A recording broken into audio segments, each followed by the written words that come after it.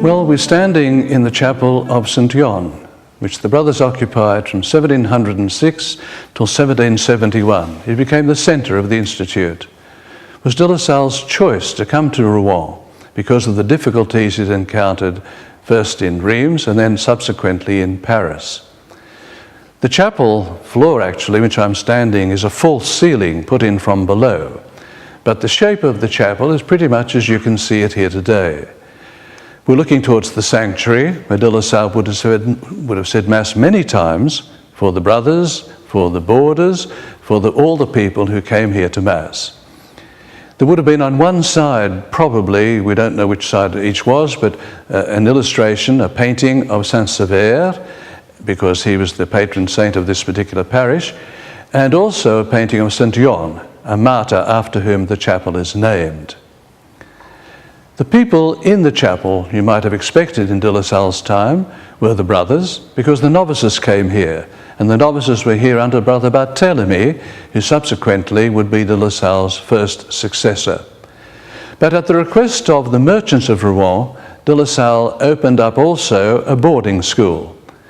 The boarding school concentrated on teaching commercial methods rather than the more classical education that could have been afforded by the colleges of the other congregations, such as the Jesuits.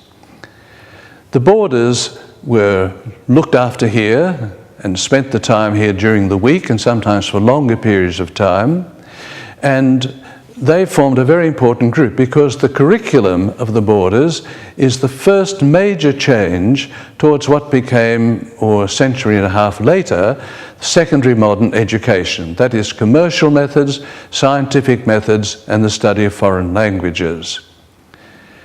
As you look at the chapel, there are actually two entrances. There's the entrance that the brothers had, and the entrance also that the boarders had. But there was another entrance which was reserved for two other groups in this particular part of St. Yon.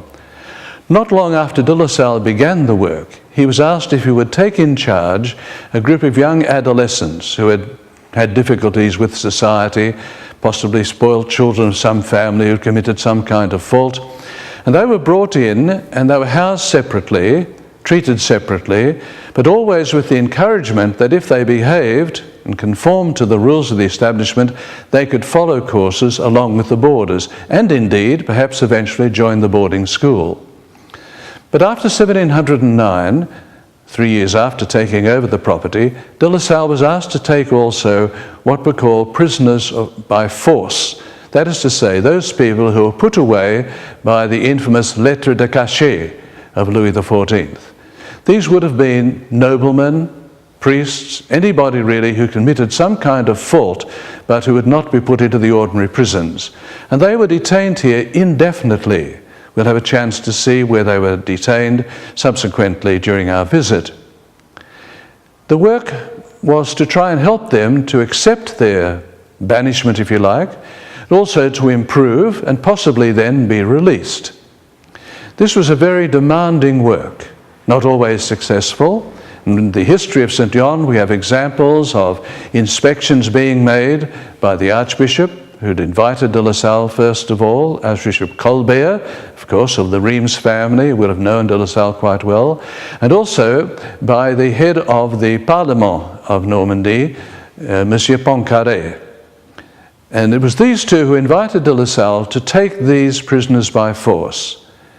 In his last years, after the return from the south and the chapter that put Brother Barthélemy in charge, we know de La Salle spent a great deal of his time working with the novices, but also a great deal of time working with the prisoners by force. These poor individuals put away indefinitely, trying to improve them, trying to get them to accept their lot. And according to his biographer Blain, he was very, very successful. I've just come down the steps into the dungeons of St. Yon. Yes, dungeons.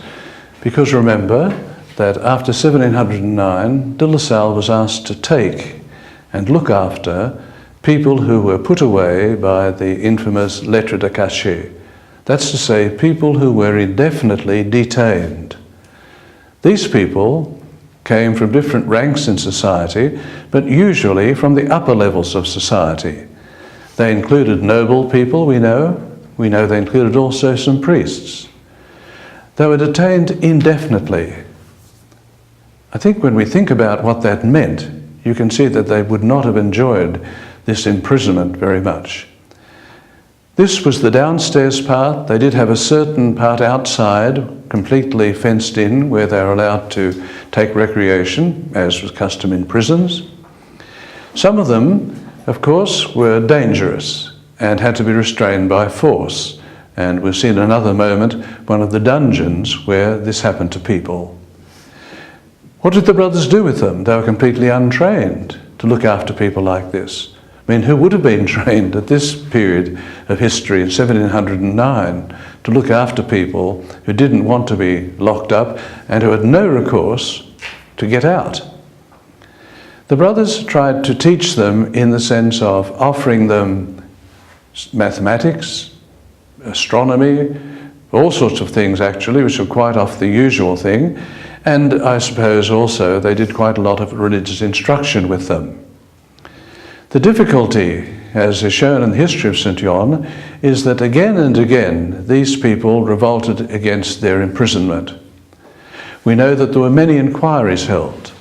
The very first one held round about a year after the first people were detained here, and the Archbishop himself and Monsieur Poincaré both came to find out what the difficulties were.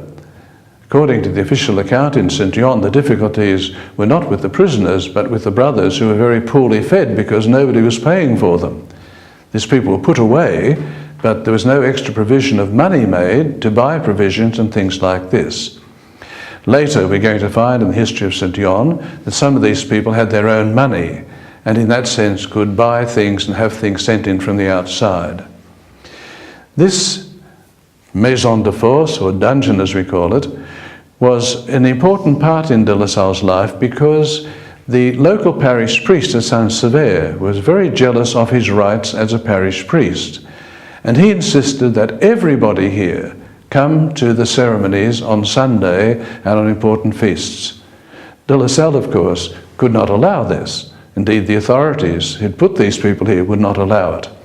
But his pettiness of mind and his determination to win his way was such that in the very, very weeks that de La Salle lay dying, the parish priest took a complaint, and de La Salle was momentarily suspended from being able to say Mass because of this particular situation.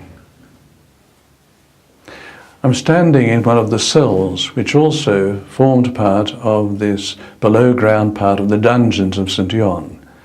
It may surprise you to think that there were actually cells. But as I stand here in a little area about 2 meters by 2 meters, I can see where the doors have been taken off, but where the iron bars that once contained the door still remain. And we know that in some of the cells there would have been chains.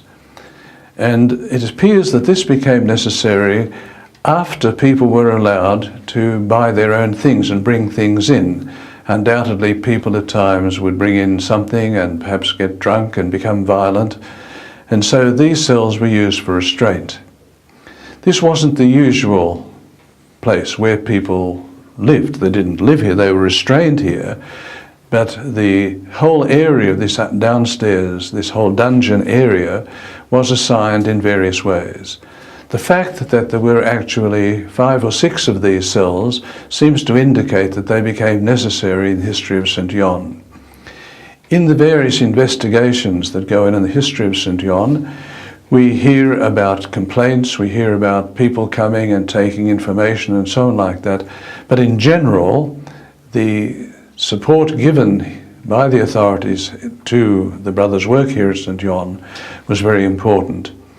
Later, we're going to find that this was a precedent in the history of the Institute.